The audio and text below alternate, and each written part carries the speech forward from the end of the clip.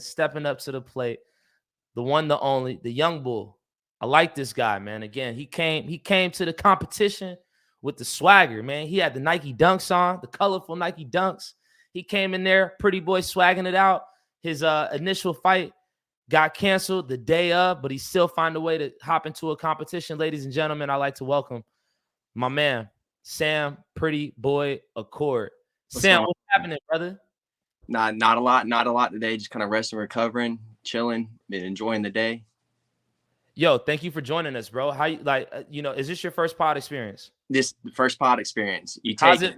What's the emotion like, bro? Talk to me. I mean, it's cool. It's weird. It's different. I'm not used to being in front of a camera. Like, I'm used to being in front of cameras, but not talking directly one-on-one. But I mean, I enjoy talking, so it doesn't bother me. Hey, Sam, it's me and you, bro. Forget about the community, bro. It's me and you, bro. Like, just the same way you and I were talking the night of, bro. It's just me and you. Let's Absolutely. Go ahead and start, bro. You got all those medals behind you, man.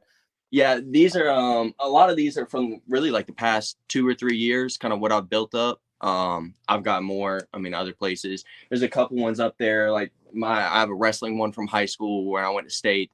I hold very, very close to my heart. Tom Ryan signed this headgear, the Ohio State head wrestling coach. I went to a camp with him. Super cool experiences. There's a lot of cool things. This one was from when I hit that wrist lock that went viral. So I always keep that one in the middle. For sure, man. For sure. So I talked to your dad, man, a little bit after the fight, after the competition. I keep want to make sure I'm just my verbiage. Fight. It's fight, competition is all the same. Y'all was out there battling, bro. I talked to him after the battle, man. He said that he got you involved with him in jiu-jitsu and martial arts early on, man. Could you speak on your earliest memories of getting in there and competing?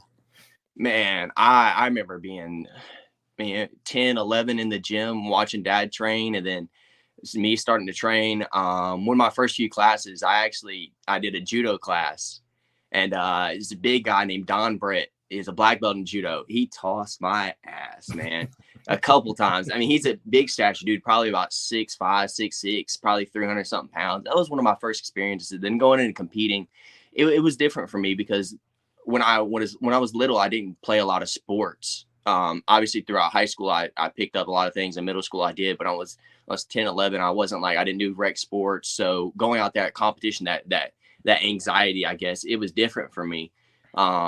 So I remember just being kind of anxious as a kid, but then also knowing that, hey, I've got some abilities here. I'm a little special. Yeah. I'm not like everybody else. I can do things that are different. And it's just kind of always carried with me. Was it something that you stuck with because of your dad, or was it something that you actually cared about? No, I love jiu-jitsu since day one. I saw him love it, and he obviously initially got me into it. But from the first time I stepped on the mat, I haven't left it. I don't think I've ever took longer than 2 weeks off of jiu-jitsu. Even being hurt, I've been back in the gym trying to do stuff. I've just always loved it. What gym did you start off at? So I started out at, it's a small gym. I forget the name of it now. I was so little. But for most of my life, I've trained at Integrity, BJJ in Carrollton, Georgia. It's my home. Pretty much lived here my whole life. It's still where I train out of now. Tribe's just our that's our headquarters, I guess you would call it. So that's my dad's pretty much trained there his whole life. My dad's best friend that owns it now. They're both black belts. My dad's other friend is a black belt. He trains there now too. So I've just grown up around all those guys. So you've been growing up around killers this whole time, man. That's what kind of made you a killer. You're a young lion. Yeah, absolutely. My grandfather, he's a professional boxer. He boxed a lot. So my dad grew up boxing. So I've known fighting and mixed martial arts my whole entire life. Word. So I feel like we met before, but this is my first time actually really oh no, that's Sam Pretty Boy Acord. Again, I told you I was writing down, doing my announcer cards, and I saw that it was you had the nickname, and you were the only person on the entire card that had the nickname Pretty Boy. Could you just where did that come from? Who gave you that stamp? I've always been kind of called a pretty boy. I care about what I look like. I like to look good. I don't like to look like trash. You know what I'm saying? I like to look good. I like to flex. So I've always just been called Pretty Boy. And then finally there was the no-gi competition that, oh man, I can't remember his name. Brandon McCaffrey host. He's a 10th Planet black belt. PGF. I had gotten on that the last season and been called it my whole life a lot. And I finally was like, let's just run with it. Let's do something with it. So I won my match. They were interviewing me, and I was just like, hey, I'm just out here trying to show the world that pretty boys can do jiu-jitsu too. Just trying to put something out there, and it just started going. It just kept going with it. It just stuck. Yep. No, now just your time in being in the gym, just being a gym rat. Again, your dad said a lot of that community is built off of old school super martial arts. You can entertain and have a personality without being disrespectful. I thought that was a great comment by your dad. I haven't seen, just me, I haven't been around the world and but just in my short amount of time with jiu-jitsu, I have seen that this is a community that's built off of super respect, and you don't see a lot of people with nicknames. Why do you think that is? I just think it's the origin of it. Everybody was super respectful, and there's even some gyms now. Like I train in a lot of gyms where like it's acceptable to ask, hey, a black belt, hey, do you want to roll? But there's some gyms where if you ask a black belt to roll, it's completely disrespectful. Interesting. Yeah, just there's little weird rules that have just traveled over time for when jiu-jitsu was really created, that some gyms and some people stick really close to. And then there's others. I mean, I kind of think of myself as a little opposite of that. I'm trying to open it up, and like sometimes you got to be disrespectful. Sometimes you gotta talk a little. I mean, y'all are in a sport. Y'all are in a sport where you're choking with, like, you trying to choke somebody. You trying to break somebody's arm, right? That's what I'm saying. So sometimes you gotta be a little disrespectful. I'm not gonna be nice to everybody at the end of the day. Like, there's some people that deserve it. I had Oblas talked about the fight to win, and then you talked about the Rihanna song, "Bitch Better Have My Money." There was the kid I hit the wrist lock on. I finally got my rematch in no gi.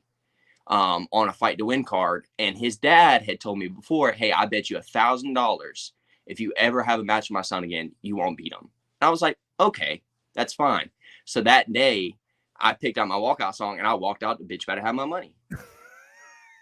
See, I like that. Like, that's that energy. Yeah, you have to have, and I think that's what, at the end of the day, we want to put a show on for people. People are paying to come see us. So why would you not want to be a little extra? It doesn't hurt nobody. They're going to remember you.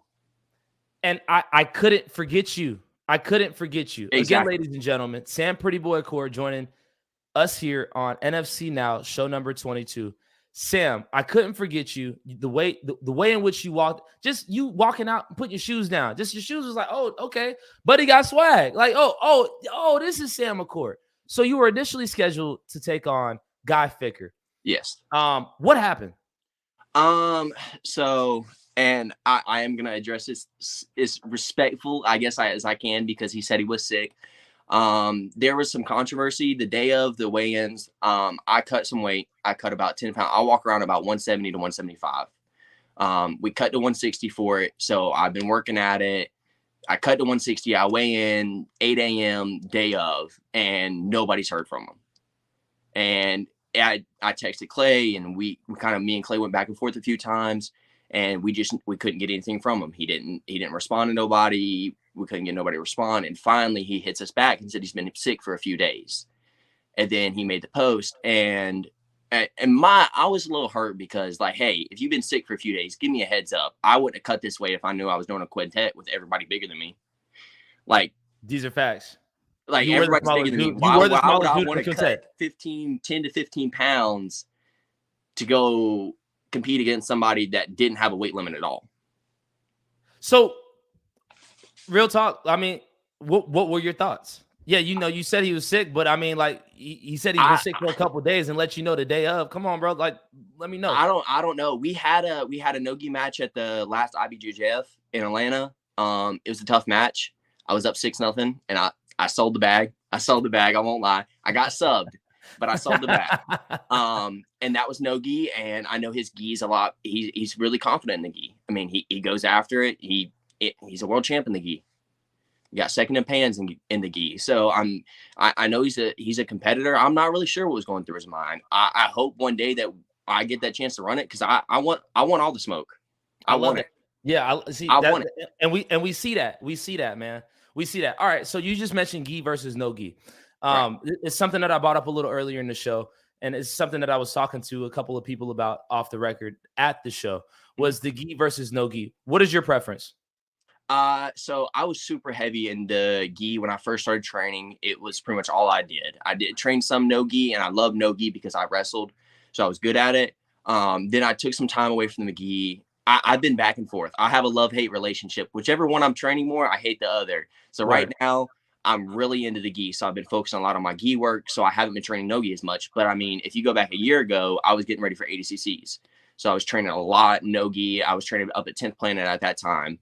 I think the super old-timey respectful thing is more gi for sure. If you were to, like, when I went to 80cc's, it really opened my eyes. It's a completely different atmosphere. They got like rap music booming while you're on the mats rolling. I like that. Yeah. I like it. Like I like we got music thumping, there's lights, and we're down here rolling. I like that atmosphere, but in the gi, you wouldn't get that same thing. So if you were in charge of the NFC Jiu-Jitsu show, you know, we're 12 shows deep. It's continuing to grow. Right. It's continuing to evolve. What rules would you put in place? I don't know.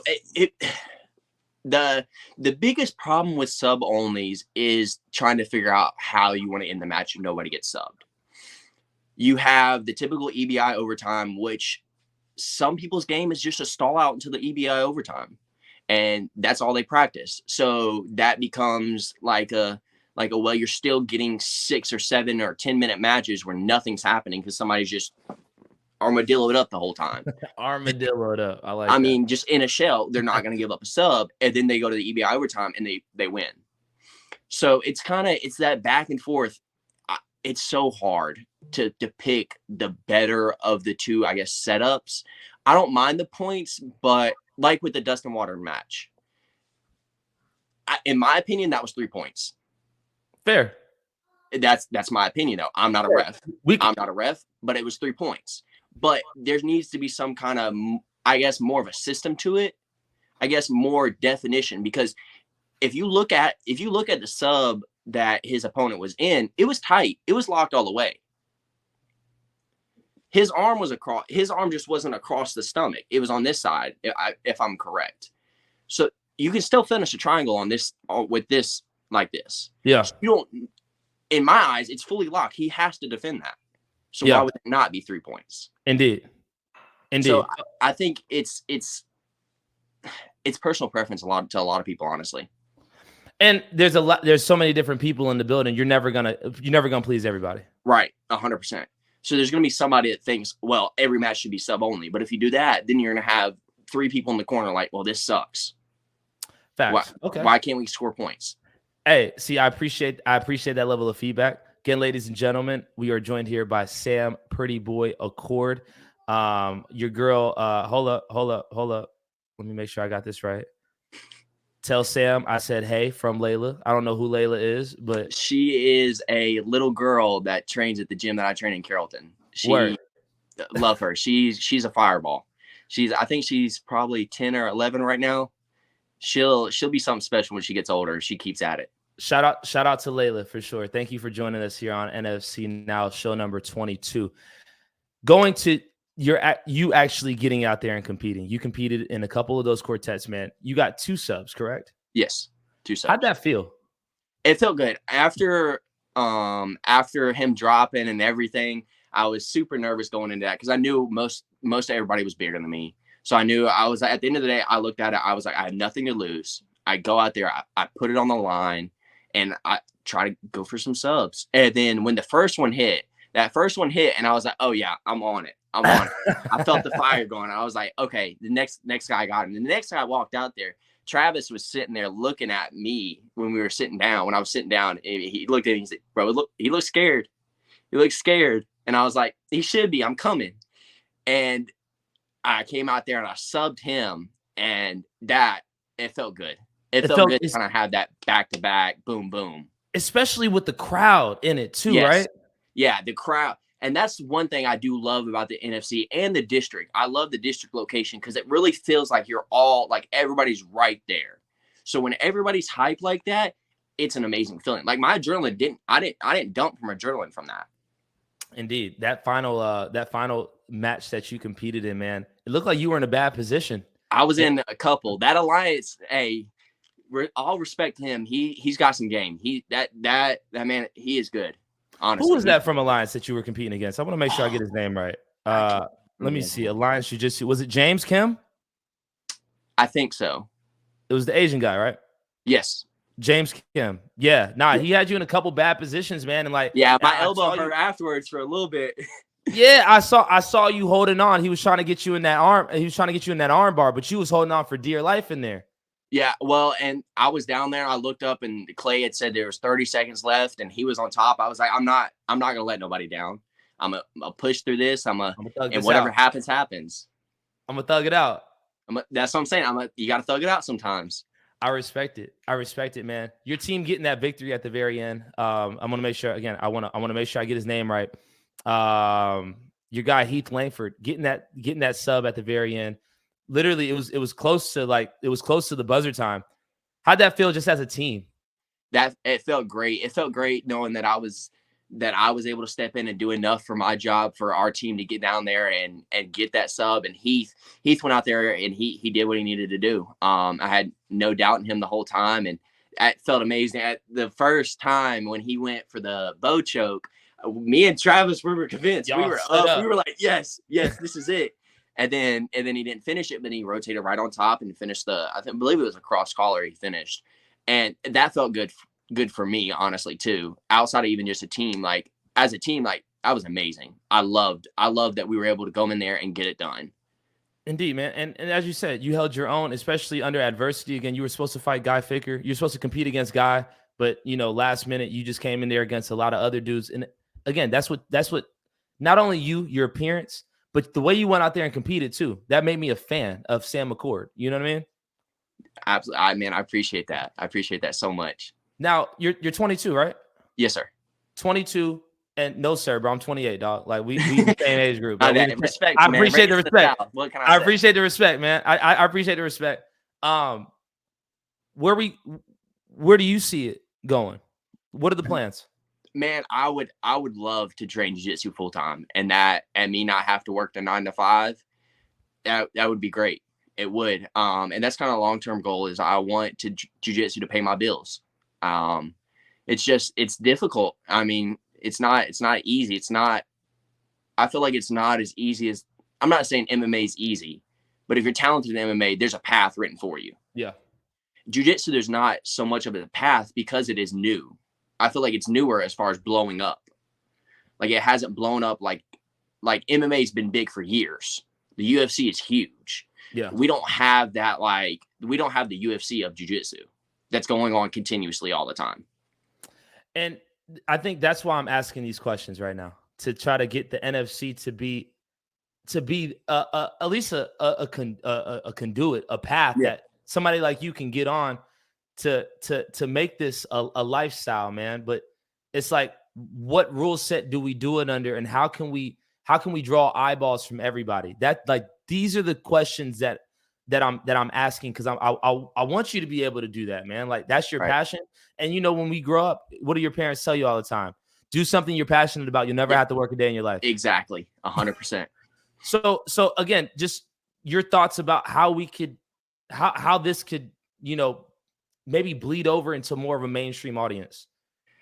I think it has to do, you gotta push the hell out of it, man. You gotta promote it, like big stages everywhere.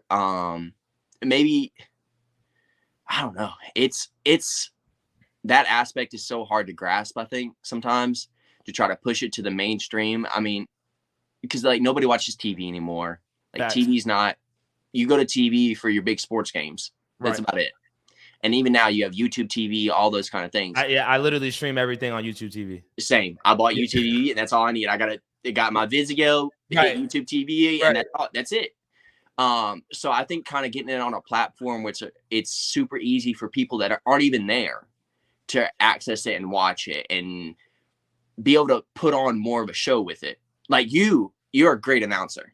Bro, thank you. Okay. I loved it. I loved your energy. You came out there, you kept everybody pumped up, you kept everything going. Like I loved it. And now just put that as like a TV kind of thing, like into a full production where you got cameras and you got people on the sidelines running audio and everything like that. So like people can be at home sitting here watching it too. But we need people like you, bro.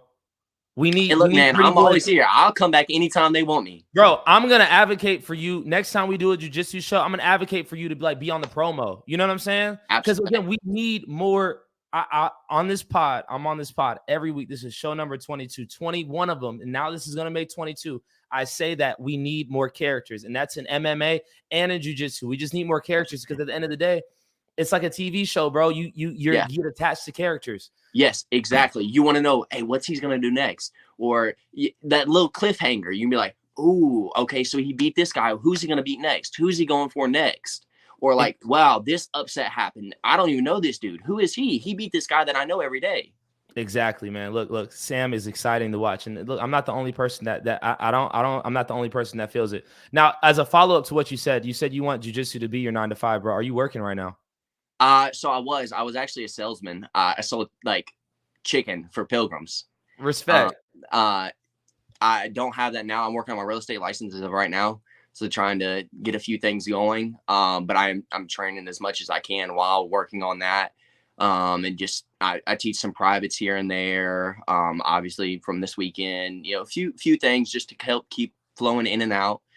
But as of right now, I was able to step away from the 9 to 5 and focus on, real estate. And hopefully real estate is something where I can kind of balance it into where I can train more and compete more. Indeed, man. And you know what? Like, again, Sam, I'm 28, bro. I know you're 22. For my whole life, I've always shot back at older people, be like, what do you want to do for the rest of your life? Like you asking an 18-year-old what they want to do for the rest of their life. And I used to always kick back at people like, bro, when you was 18 or 22 and somebody asked you what you want to do for the rest of your life, what was your answer versus what you're doing right now? Exactly. So like, I don't mean to put you in an uncomfortable situation when I ask you that question. I just ask because no, you're good. I really hope that I'm actually confident that you're going to be able to turn jiu-jitsu into a full-time hustle. I really appreciate that. Every bit of my soul knows that you'll be able to make this thing shake, man. So before we part ways today, Sam, I want your final thoughts, man. What do you want to leave me and the entire NFC community with today? Man, I'm just excited for the next show. Hopefully, maybe get that rematch with Ficker.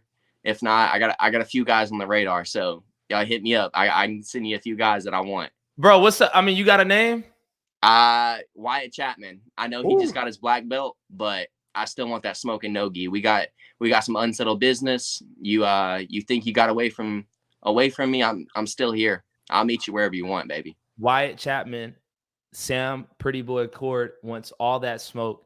And listen, bro, stay you, brother. Yes, sir. Lean more into it, man. I'm a fan. If you don't got no fans, you got one right here in me. Ladies and gentlemen, fans too, the way I look at it. You know what I'm saying? It's all love, man. Real recognized, real. It's nothing but respect. Sir. Ladies and gentlemen, that's Sam, Pretty Boy Acord. We appreciate you, brother. Yes, sir. Thank you. Peace.